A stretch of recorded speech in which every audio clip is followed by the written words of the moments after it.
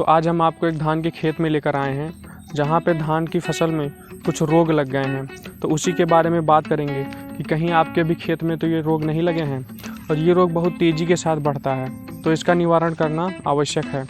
अगर आप अपने इस धान की फसल में इसका ध्यान नहीं देते तो धीरे धीरे फसल को नुकसान ज़्यादा पहुंचाएगा, आपकी पैदावार कम मिलेगी। ये जो रोग है धान की अंतिम चरण में लगता है, जब बाली निकलने लगती है तो उस समय ये रोग लगता है। इसको पुष्पगुच्छ पर जीवाणुओं का पाला लगना कहते हैं।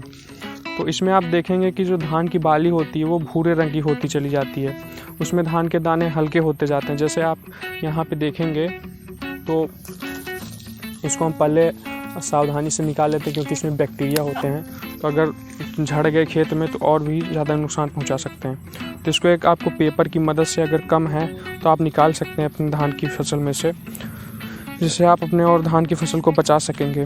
तो इसमें आप देखेंगे कि ये जो धान की बाली है ये भूरी होती जा रही है।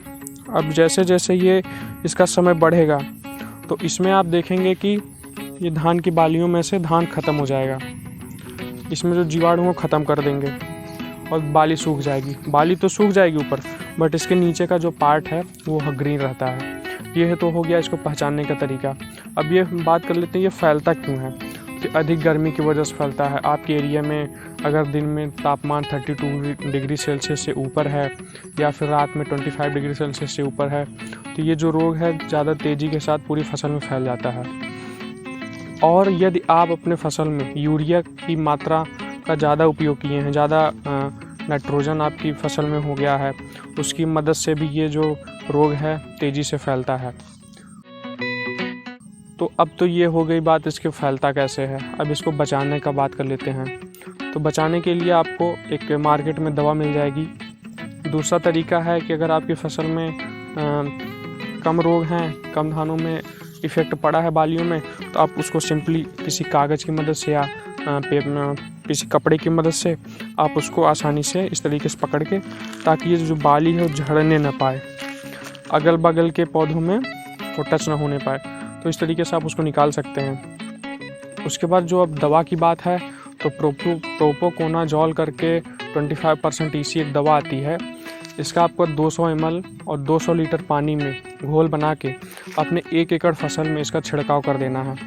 इससे आपकी जो फसल है वो बच जाएगी।